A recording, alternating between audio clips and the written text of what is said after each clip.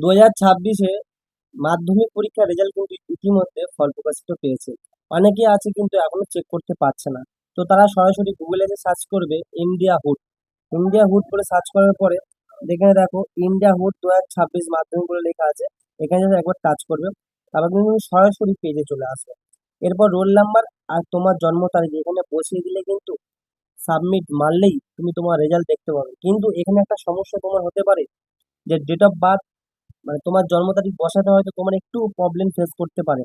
নিচে এক্সাম্পল দেওয়া আছে দেখো, 14 আগস্ট 2002, যদি এই ডেট অফ বার্থটা হয় তাহলে তোমাকে লিখতে হবে 14/08, মানে 14 তারিখ, 0 মানে গ্যাপ, 8 মানে আগস্ট, মানে যে মাসে তুমি ক্যালকুলেশন করছো আর কি, আর 2002 মানে 02, মানে জিরোটা হচ্ছে কিন্তু ডট, যেটা তোমরা অ্যারো হিসাবে দেখতে চাও। তো এই জিনিসটা স্টেপ বাই স্টেপ বুঝে জন্ম তারিখ বসাতে হবে। তারপরে কিন্তু তুমি তোমার মাধ্যমিকের ফল প্রকাশ সরাসরি দেখতে পাবে।